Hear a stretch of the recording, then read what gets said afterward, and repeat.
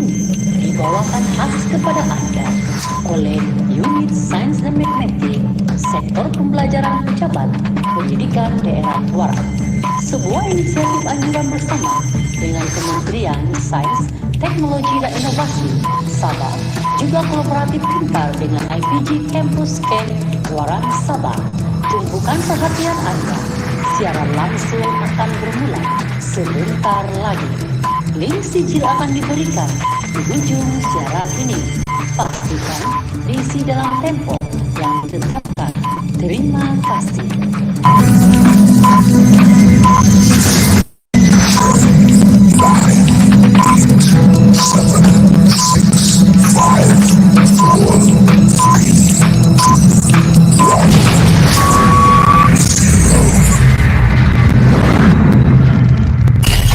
Bismillahirrahmanirrahim.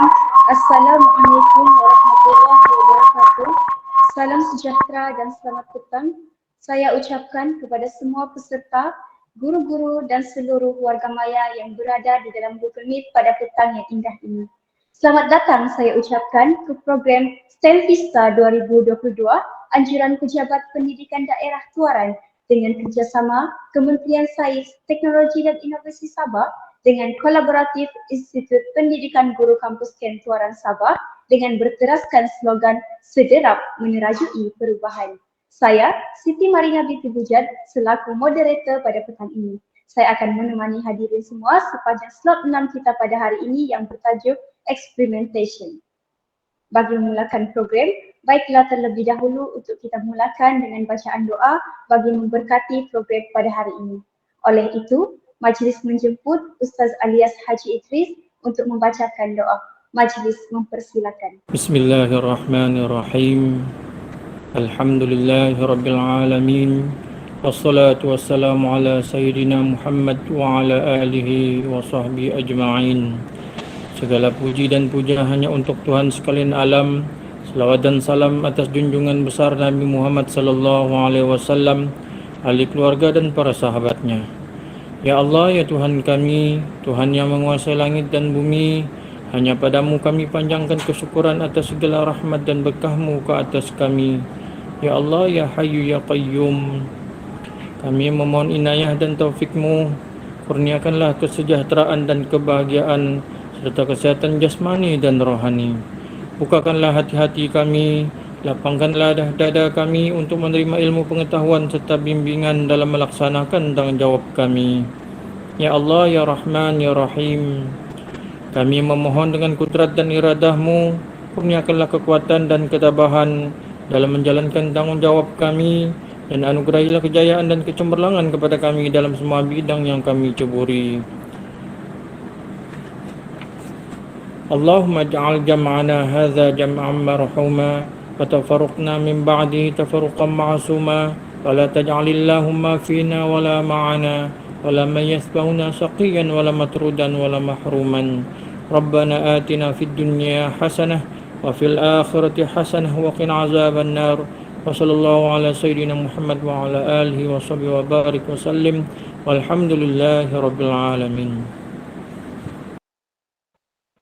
Amin amin ya rabbal alamin. Terima kasih diucapkan atas bacaan doa sebentar tadi. Baiklah, sebelum saya mempersilakan penceramah untuk meneruskan slot, eloklah terlebih dahulu untuk kita mengenali serba sedikit pada data penceramah kita pada petang ini kerana tak kenal maka tak cinta. Nama diberi Dalita Ahmadin. Beliau merupakan graduan Open University Malaysia, kelulusan ijazah sarjana muda Teknologi Maklumat dengan kepujian. Beliau merupakan seorang guru sains sekolah rendah sejak tahun 1997 sehingga sekarang dan juga merupakan duta sains dari tahun 2016 sehingga tahun 2020. Beliau sekarang berkhidmat di Sekolah Kebangsaan Malangan Baru dengan grade DG48. Oleh itu, tanpa membuang masa, saya menjemput Cikgu Dalita untuk menyampaikan ceramah beliau. Majlis mempersilakan. Oke, terima kasih adik Sri Marina binti Mujad, moderator kita slot ada pada petang ini. Salam sabah hebat, katakan tidak kepada nomor 16 dan katakan iya kepada 10 terbaik. PPD Tuaran segera menerajui perubahan.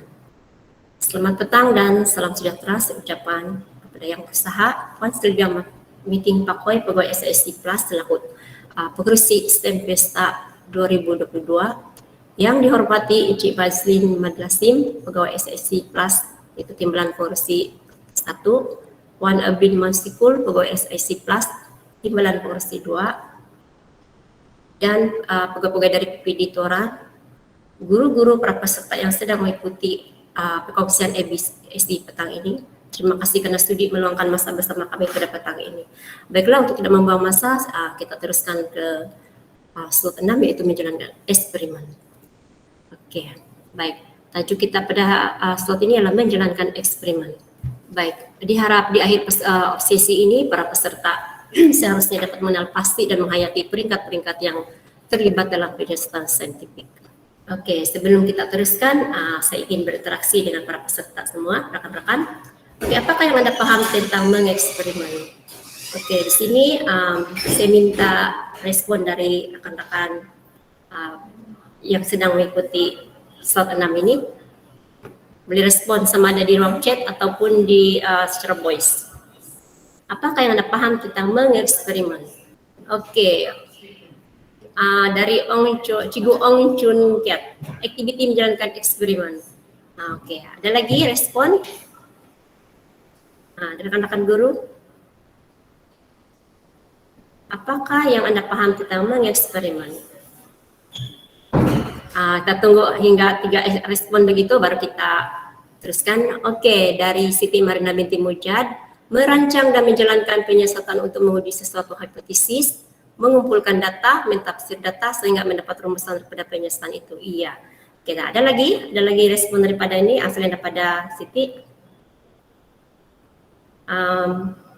Saya sebutlah Cikgu Yang, ada Cikgu Yang sini, Cikgu Yang, Cikgu Rena, mana Cikgu Rena? Kenapa ada nama Cikgu Rena? Apa yang Anda paham tentang eksperimen Cikgu Rena? Ya, bagi saya mengeksperimen itu adalah menjalankan suatu penyiasatan untuk membuktikan hipotesis yang dibina. Terima kasih.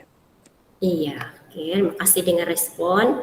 Oke, saya nampak di chat ada respon dari siapa? Cikgu Marhani Muhammad Safi, salah satu kemahiran proses sains. Oke, baik. Ada lagi? Tunggu satu orang lagi. Dari Cikgu Sarulin, ada Cikgu Sarulin. Apa yang Anda paham tentang eksperimen? Ini pakar sains ini Cikgu Sarulin. Sorry ya, saya dalam bank. Oh, oke. Sedang mengikuti juga, walaupun di bank. Oke, terima kasih. Anda masih juga mendengar. Kita tunggu satu orang lagi. Ada lagi siapa yang boleh respon? Ada ramai guru sains di sini nih. Di ruang chat pun boleh, voice pun boleh. Oke, kita tengok. Apa itu mengeksperimen? Kita ambil beberapa apa itu mengeksperimen.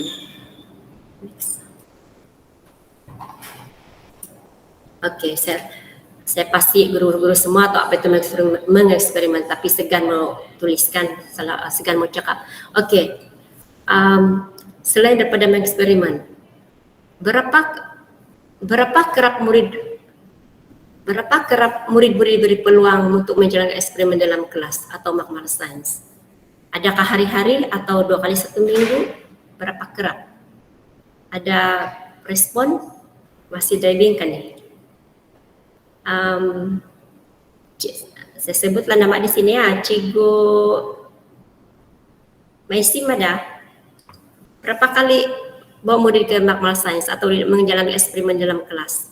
Oke, semuanya masih lagi ambil posisi ya. Oke, tidak apa. Oke, kita jalankan eksperimen mengikut kesesuaian tajuk lah kan. Lazimnya kita tengok di setiap buku teks sekarang, setiap topik ada saja eksperimen ataupun aktiviti yang disediakan oleh KPM tambah buku teks tahap 2. Jadi kita ikut kesesuaian kepada tajuk itu untuk jalankan eksperimen. Oke, soalan ketiga dari saya. Tapi ini saya tidak minta jawaban. Bagaimanakah Anda boleh membimbing pelajar Anda secara eksplisit untuk merancang dan menjalankan eksperimen? Bagaimanakah Anda boleh membimbing pelajar Anda secara eksplisit untuk merancang dan menjalankan eksperimen? Oke, ini saya tidak minta jawaban. Ini kita refleksikan diri nanti apabila slot 6 ini berakhir.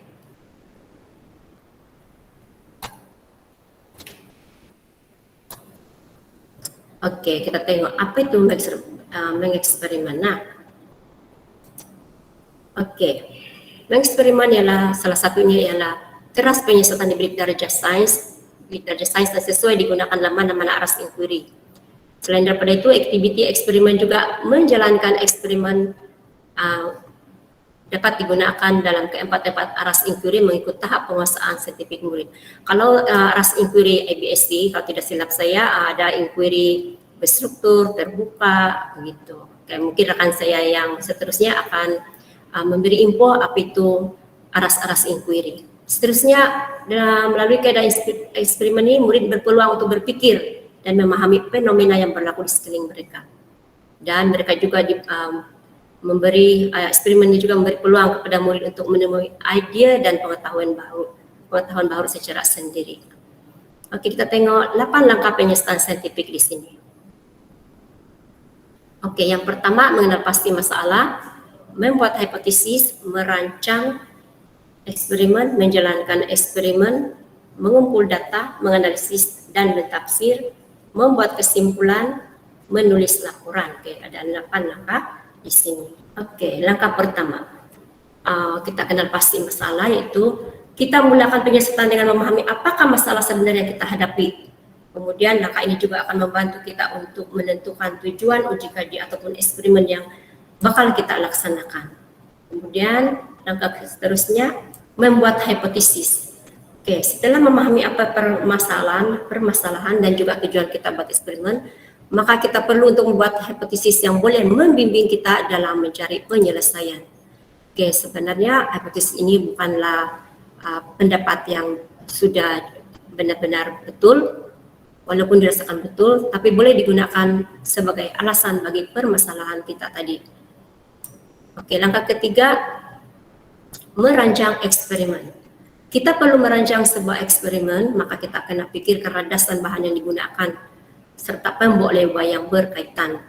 Radas ini merujuk kepada peralatan yang kita gunakan. Contohnya, bikar, tabung uji, kemudian bahan pula merupakan bahan kimia, larutan, dan pepejalan yang kita gunakan. Contohnya, air suling, soda bikarbonat, dan sebagainya. Dan kita juga kenal pasti pemboleh ubah dimanipulasi. Oke, semua pun guru sains di sini tahu apa itu pemboleh ubah dimanipulasi, di mana perkara atau keadaan yang kita ubah-ubah bagi melihat kesannya.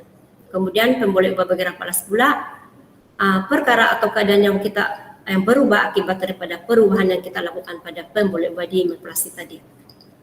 Pemboleh ubah dimelarkan pula ialah perkara atau keadaan yang kita tetapkan sepanjang penyesatan.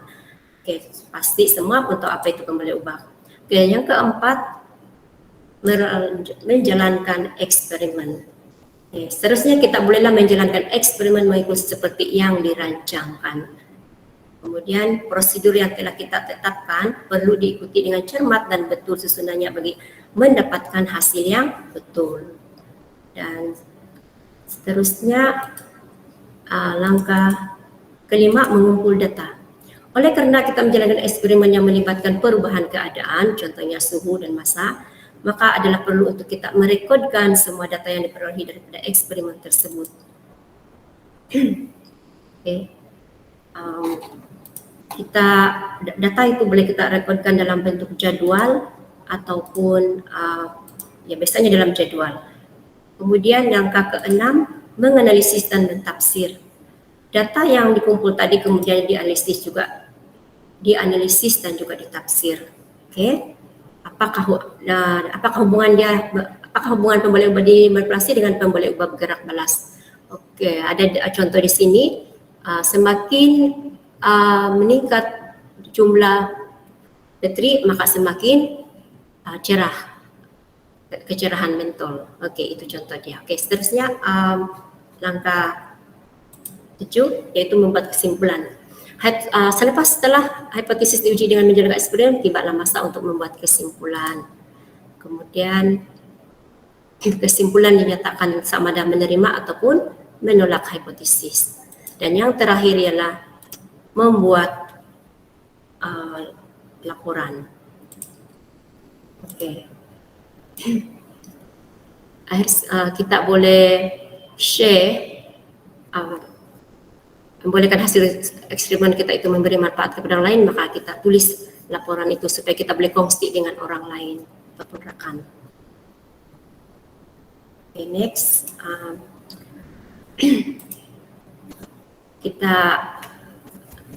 bincangkan di sini, apakah cara Anda boleh membuang objek pada jarak yang jauh. Kita ambil satu aktiviti di sini.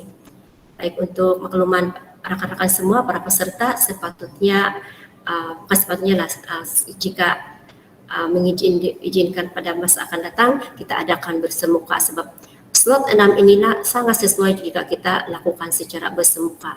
Oke, kita boleh berlakon ataupun membuat eksperimen di dalam semasa khusus, kemudian bila balik kita apply kepada murid-murid. Oke, kita tengok sini contoh dia, apakah cara Anda boleh membuang objek pada jarak yang jauh. Oke, aktiviti ini kita boleh jalankan secara individu ataupun berkongsi dalam kumpulan. Oke, senarai bahan, sudut plastik, batang es krim, batang sate, gelang getah, pita keranjang aluminium, pita pungkur, dan plastisin. Mungkin ada rekan-rekan yang sudah biasa dalam bahasa Inggris, siapa yang tidak berapa paham dalam bahasa Melayu, yang sudah translate ini, boleh PM saya untuk meminta slide ini dalam bahasa Inggris ya. Oke. Kita tengok, sebelum kita mulai eksperimen, mari kita jalankan eksperimen menggunakan lastik. Kita kemukakan soalan, apakah faktor yang mempengaruhi jarak lantaran satu objek yang menggunakan lastik. Kita bina soalan-soalan yang bermula dengan saya ingin tahu ataupun yang berkaitan dengan aktiviti kita, persoalan. Oke, ini adalah reka bentuk asas lastik yang digunakan. Sudah ikat-ikat begitu, beginilah contoh dia. Oke, kita boleh apply kepada murid di sekolah. Oke, baik. Berdasarkan cepat. Oke, ini adalah pemboleh ubah untuk disiasat. Oke, sudut pelancaran, panjang lengan, size objek, disim objek, bentuk objek, size tapak, kelajuan angin, dan arah angin. Setiap pemboleh ubah ini kita boleh bagikan kepada kumpulan untuk menguji setiap pemboleh ubah ini. Oke, next. Oke, berdasarkan satu soalan, saya ingin tahu, rancang dan jalankan satu eksperimen untuk menjawab soalan tersebut. Perancangan harus termasuk, tapi tidak terhad kepada perkara-perkara berikut. Oke, yang pertama penyataan masalah. Kita ulangnya tadi, tapi ini kita fokus kepada eksperimen yang kita jalankan, yaitu bagaimana ataupun setakat mana lontaran objek menggunakan plastik tadi, peralatan plastik tadi, bahan plastik tadi. Pertama penyataan masalah, kemudian hipotesis, pemboleh ubah dimanipulasi atau bergerak melas dan dimelarkan, kemudian prosedur dan persembahan data. Ini sama juga dengan yang tadi, cuma 5 langkah sejak ini. Oke. Kemudian seterusnya berdasarkan satu soalan seperti yang dirancang dan bentang kesimpulan Anda serta bukti untuk menyokong penerangan atau kesimpulan dibuat. Laporan itu dalam bentuk Microsoft Word dengan PowerPoint. Manakala sebarang lukisan boleh dilakukan di atas kertas macung. Oke, dalam laporan Anda sertakan bukti yang Anda gunakan untuk menyokong penjelasan ataupun kesimpulan. Oke. Kemudian laporan itu kongsi dengan rekan sebaya. Biasanya kalau di dalam kelas kita minta pelajar untuk bentangkan hasil dapatan daripada eksperimen setiap kumpulan. Oke, kita fokus perbincangan pada proses percubaan yang telah dialami. Adakah satu kali percubaan itu berjaya atau Yang kedua kali kita fokuskan perbincangan pada proses percubaan yang telah dialami.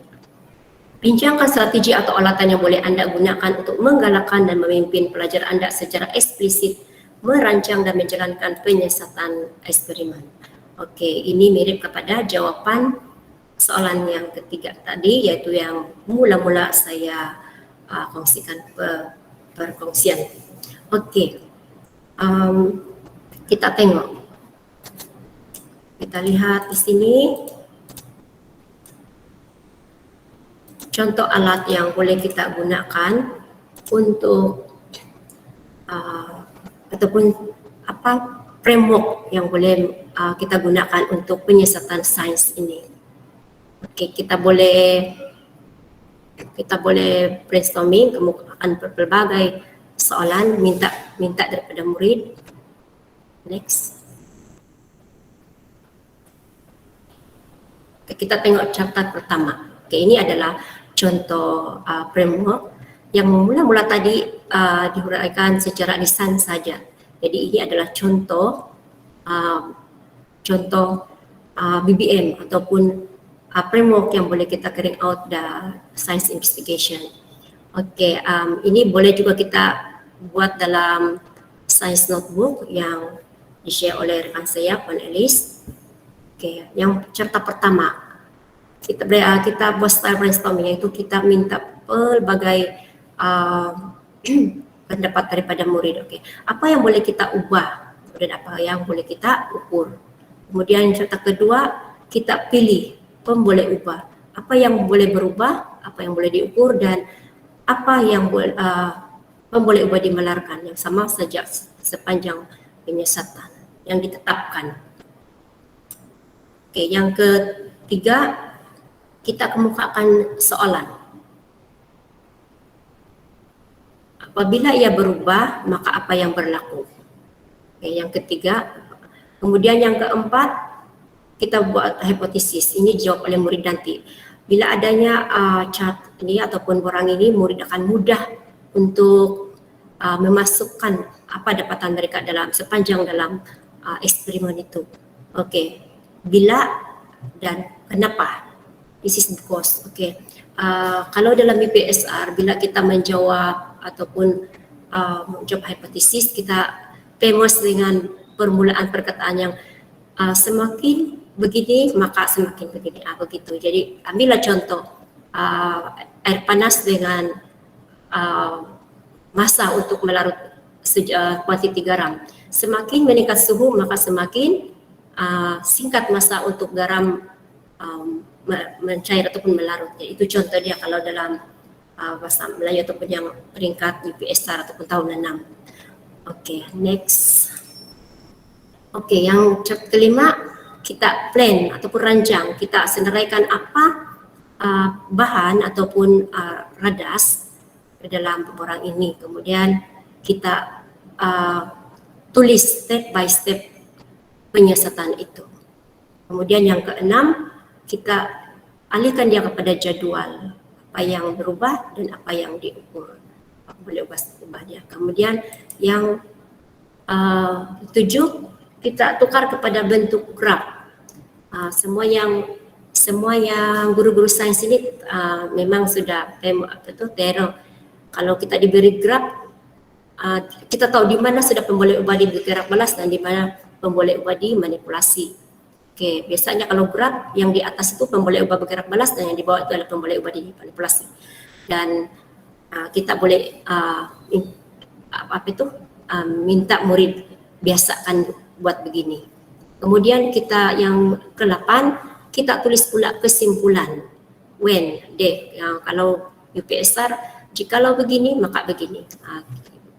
Itu contoh dia. Kemudian tulis ini kerana apa. Okey. Baik, ini adalah contoh yang boleh kita gunakan sebagai framework untuk penyiasatan sains dalam kelas eksperimen.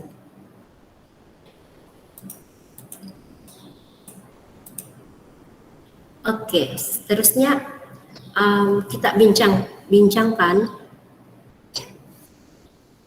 rangka kerja siasatan oleh Laman Alapat. Okey, kita sudah tahu yang di Perancis sudah memulakan kaedah ini sejak tahun 1960. Jadi mereka sudah melihat kesan yang sangat baik di negara Perancis. Jadi negara kita telah bukan menirulah begitu kan, meniru kaedah mereka. Jadi kita tengok apa kaedah itu. Okey. Dalam strategi ABSD Laman Alapat, kita ada 4 fasa iaitu pertama persoalan,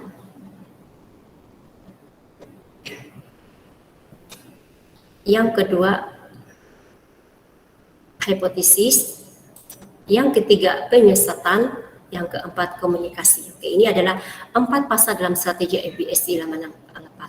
Seperti yang saya beritahu tadi, kalau kita kursus ataupun bengkel ABSD secara bersemuka, ini kita boleh aplikasikan secara beramai-ramai, bukan secara maya, tapi walau bagaimanapun kita kongsi secara maya untuk kali ini. Okey, persoalan. Yang pertama persoalan.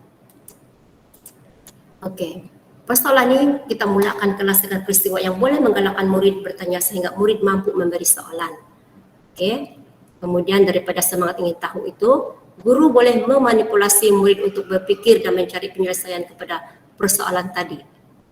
Bagi memudahkan pengajaran, guru digalakkan untuk catatkan soalan-soalan yang dikemukakan oleh murid dan kemudiannya memilih persoalan yang boleh diselidiki lebih lanjut. Contohlah kita ambil satu gambar pemandangan haiwan, katakanlah kita ambil tajuk kita adalah haiwan. Jadi kita bagi satu gambar haiwan. Jadi di situ satu gambar itu sejak kita kemukakan ataupun galakan murid bertanya. Mungkin ada murid yang bertanya, haiwan itu apa nama haiwan itu? Adakah dia makan rumput atau begitu. Jadi kita boleh galakan mereka mengemukakan soalan. Kemudian kita tulis sama ada di papan putih ataupun di majung. Kemudian yang kedua, hipotesis. Selepas memilih persoalan murid yang ingin diselidiki, guru memainkan peranan untuk menggalakkan murid membina hipotesis. Kita menggalakkan murid membina hipotesis. Pasti semua pun tahu apa itu hipotesis kan. Kemudian teknik penyalaan juga memainkan peranan penting kepada guru dan membimbing murid membina hipotesis tersebut. Okey, biasa kalau saya di dalam kelas saya beritahu murid yang hipotesis inilah jawapan di awal eksperimen. Kita meramalkan sedia apa jawapan dia, walaupun belum tahu betul atau tidak. Okey, seterusnya penyiasatan. Okey, penyiasatan ini sesudah murid mula mendapat idea mengenai perkaitan perkara tertentu dengan persoalan mereka, maka kita teruskan dengan biarkan mereka pikirkan penyelesaian terbaik untuk menyiasat perkara tersebut. Kita biarkan kumpulan ataupun murid dalam satu bulan itu berpikir, berpikir bagaimana untuk menjawab persoalan itu. Murid menjalankan eksperimen dan uji kaji kepada perkara yang mereka pikirkan berkait dengan persoalan mereka tadi. Di sini guru perlu berhati-hati dengan kawalan masa karena penyiasatan murid kadang-kadang boleh menyebabkan masa berlangsung dengan lebih panjang daripada yang diharapkan. Jadi kadang-kadang bila terlalu banyak persoalan kemudian murid tidak dapat dikawal, kita akan kadang-kadang mengambil masa yang panjang. Jadi di sini kita kena hati-hati. Kemudian yang keempat, komunikasi. Pasal yang keempat ini adalah komunikasi. Pasal akhir ini menggalakkan murid untuk berkomunikasi, menyampaikan ilmu kepada rakan mereka dengan cara yang tersendiri dan kreatif. Mungkin mereka boleh sampaikan keputusan ataupun dapatan daripada eksperimen itu dengan menggunakan gambar rajah atau petak minda atau sebagainya. Okey, proses ini penting kerana memberi petunjuk sama ada pelajar tersebut mendapat paham atau memahami dalam PPP kita tadi. Pelajar juga digalakkan untuk membina kesimpulan daripada hipotesis yang dinyatakan tadi, sama ada hipotesis tadi yang dibina diterima ataupun ditolak. Kadang-kadang kalau dalam pasal keempat ini ada murid yang malu-malu datang ke depan, jadi itu yang kita galakkan supaya mereka terbiasa. Dan ada juga kumpulan yang menyampaikan pembentangan menggunakan Microsoft Word ataupun PowerPoint, dan di sini juga kita sudah gabung jalinkan dengan mata pelajaran lain yaitu TMK. Baik. IBSM model laman Alapat ini merupakan satu pendekatan baru yang mampu menarik minat pelajar untuk meminati sains. Walau bagaimanapun masih terdapat beberapa peluang dan cabaran yang perlu diatasi. Antara cabarannya adalah untuk menghasilkan aktiviti yang sesuai, menjabar, kreatif, serta menyeronokkan bagi menggalakkan mood untuk mula bertanya. Daripada pengalaman saya ada aplikasikan model ini di sekolah. Kalau setakat 1 jam, jam tidak mencukupi. Jadi saya gunakan lesson plan IBSC yang dikongsi semasa semasa kursus IBSC secara maya tahun lalu, tahun 2020, dan sangat sesuai sebab dia bukan ambil 1 jam saja, kadang-kadang 2 jam, tapi dalam hari yang berlainan dan berkesan. Itu yang daripada pengalaman saya. Okey, kita tengok pula strategi PEOE ini. Okey, ini pun 4 fasa sahaja. Okey. Okey, P adalah predict ataupun ramalkan, explain, observe, dan explain balik. Okey, kita tengok step by step dia, apa itu ramalkan. Okey, sama juga dengan tadi yang strategi laman Alapat, pelajar dibentangkan dengan situasi dan diminta untuk meramalkan hasilnya. Kalau yang sistem tadi, strategi tadi, kita minta mereka pembukaan persoalan-persoalan. Manakala yang ini pula kita bentangkan situasi kemudian minta untuk meramalkan hasilnya. Okey, kemudian explain, terangkan. Pelajar biasanya mencipta 1 atau lebih gambar rajah berlabel untuk menyampaikan pemikiran. Okey, mereka mungkin kalau di sini ramai murid yang sudah biasa dengan peta minda, betul peta eating, ada 8 peta eating. Di sini boleh kita galakkan mereka mencipta ataupun buat label untuk menyampaikan pemikiran mereka supaya mereka pun mudah pahami apabila menyampaikan kepada kita atau semasa pembentangan. Oke, selepas meramal, pelajar menyokong ramalan mereka dengan alasan berdasarkan pengalaman, kajian terdahulu atau bacaan yang ditugaskan. Kemudian kita tengok seterusnya, observe ataupun perhatikan. Oke, aktiviti disiapkan sebaik-baiknya oleh pelajar dengan pelajar memerhati dan merekod keputusan dengan teliti. Maknanya mereka sendiri yang buat dan dibimbing oleh guru. Guru cuma fasilitator. Oke, seterusnya, explain. Akhir sekali pelajar menerangkan sama ada ramalan mereka disokong atau tidak. Oke, sama juga dengan tadi, sama ada menyokong atau tidak hipotesis yang diberi. Dan menawarkan penjelasan yang lebih mendalam lagi berdasarkan pengalaman, kajian lepas, bacaan yang ditugaskan, pelajar baru atau kajian baru. Oke, baik.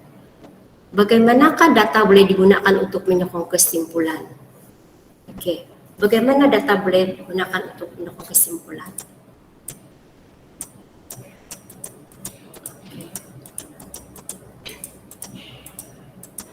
Apakah pendapat anda tentang menggunakan ujian adil ataupun tes P dalam eksperimen? Okey, bagaimana data boleh digunakan untuk menyokong kesimpulan? Ada sesiapa para peserta yang boleh jawab ini? Bagaimana data boleh digunakan untuk menyokong kesimpulan? Adakah data yang kita kumpulkan dan tukar kepada jadwal terus kita boleh jadikan dia sebagai penyokong kesimpulan atau bagaimana? Oke, saya minta respon daripada rekan-rekan semua. Bagaimana pendapat anda? Tulis di ruangan chat.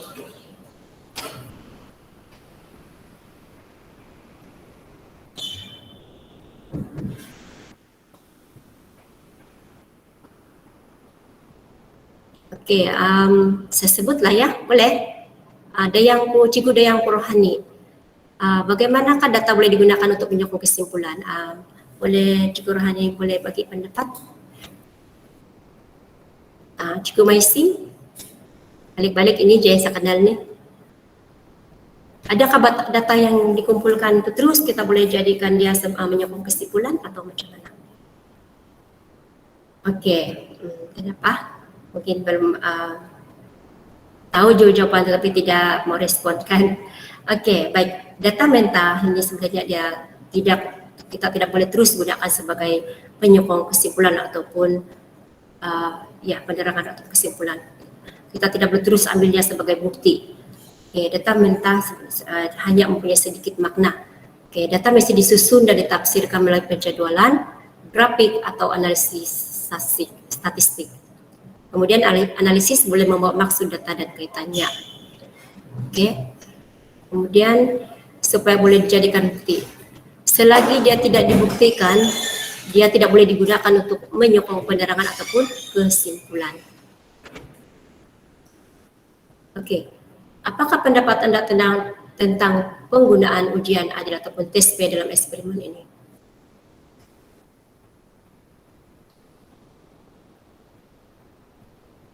Oke, kita lihat video di sini contoh eksperimen yang menggunakan ujian adil ataupun tes P. This experiment will be about how the different types of soil will affect the growth of plants. For test A, the soil type is sand. For test B, the soil type is peat. In test C, we'll have the soil type clay.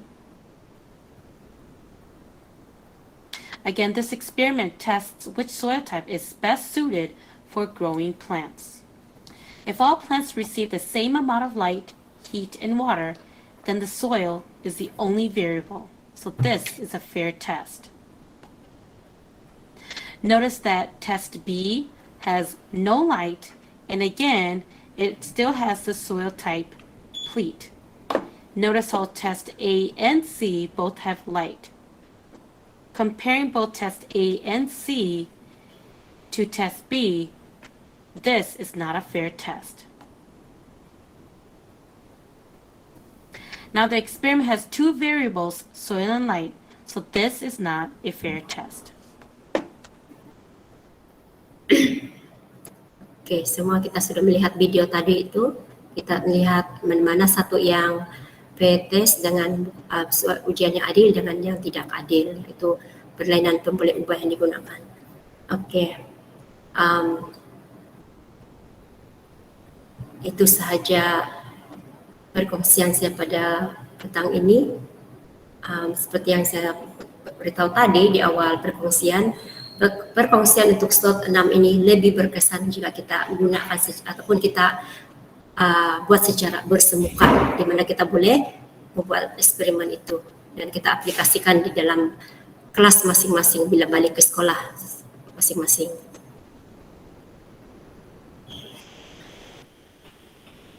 Oke, terima kasih.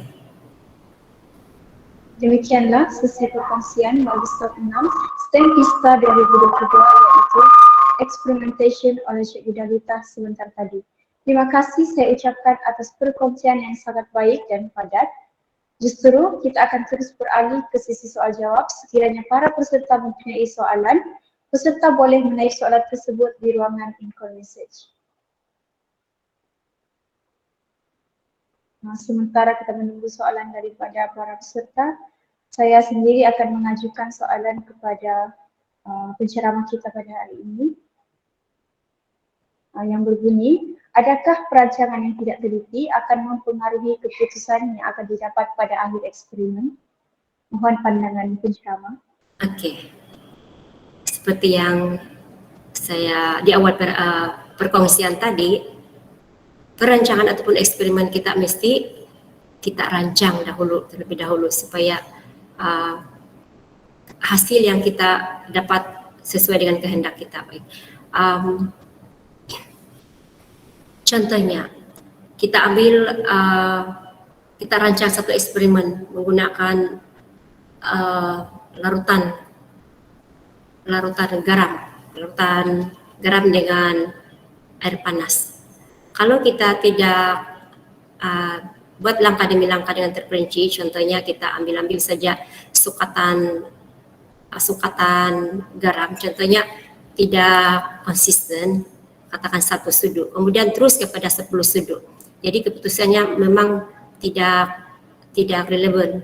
Jadi untuk keputusan yang betul kita ambil katakanlah 1 sudu, kemudian 3 sudu, 4 sudu begitu. Kita jangan 1 sudu garam terus kepada 10 garam supaya dia tidak mempengaruhi keputusan, supaya kita boleh meneliti perancangan. Dan selain daripada itu kita tidak mengambil masa yang lama, kita tidak mengambil masa yang lama untuk menjalankan eksperimen, teratur langkah demi langkah. Baik, itu saja. Kalau ada sesiapa yang boleh menambah.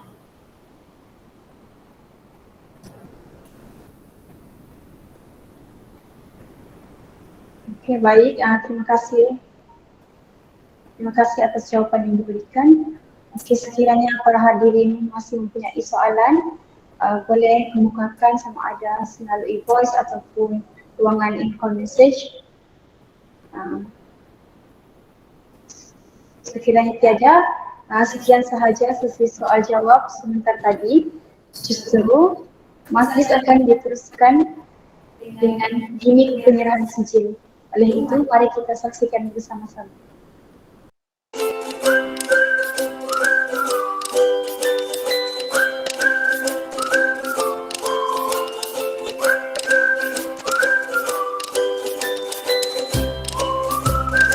Terima kasih atas paparan sebentar tadi dan minta maaf atas segala kesulitan. Dengan berakhirnya gimik penyerahan sijil sebentar tadi, maka berakhirlah slot 6 kita pada hari ini. Dengan itu, pihak kami ingin mengucapkan berbanyak-banyak terima kasih atas kerjasama yang diberikan oleh para peserta. Kami juga ingin memohon maaf sekiranya terdapat sebarang kekurangan sepanjang majlis ini berlangsung. Itu sahaja daripada saya, Siti Maridali Mujad, moderator pada hari ini. Mohon maaf atas segala kesilapan dan kekurangan sepanjang slot 6 ini berlangsung. Diharapkan agar semua peserta dapat bersama-sama kita di slot seterusnya, kerana link kehadiran menggunakan QR Code akan dikongsikan pada akhir slot seterusnya, iaitu slot 7, Document Based Research. Sekian daripada kami slot 6. Terima kasih dan jumpa lagi. Alah, saya ini aja nih. Ini macam mana? Ini pun oke. Tapi macam susah pula, tidak mampu juga nih.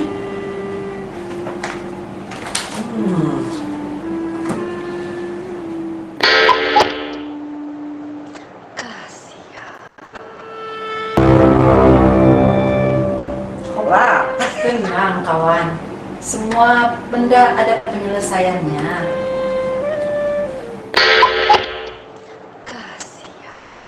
Anda rasa buntu? Jangan risau, jangan gundah. 14 slot IBSI kan ada. Benar cikgu, jom ikut, jangan ketinggalan. Kita.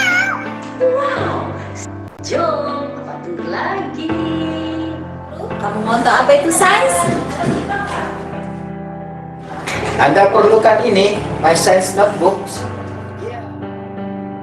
Anda perlukan teknik penjualan yang betul. Ini atau ini. Apa itu? Itu. Jom ikut. Kamu tahukah apa itu eksperimen? Kalau tidak tahu, mari saya tunjuk. Document based research.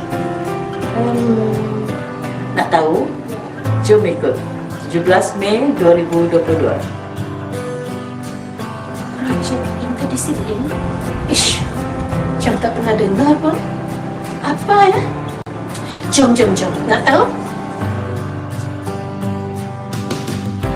Tools for enhancing inquiry. Apa tu? Okey, nak tahu lebih lanjut? Check it out.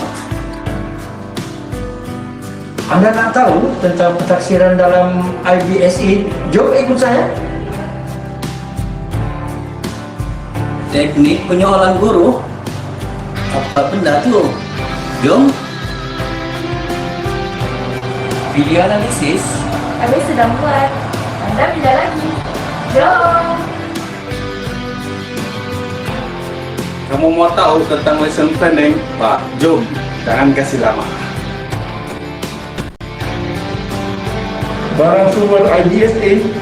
Mau tahu? Jom ikut slot ini. Oh, ya.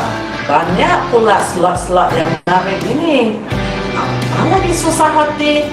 Mau sedih-sedih? Ikut perkongsian sahaja.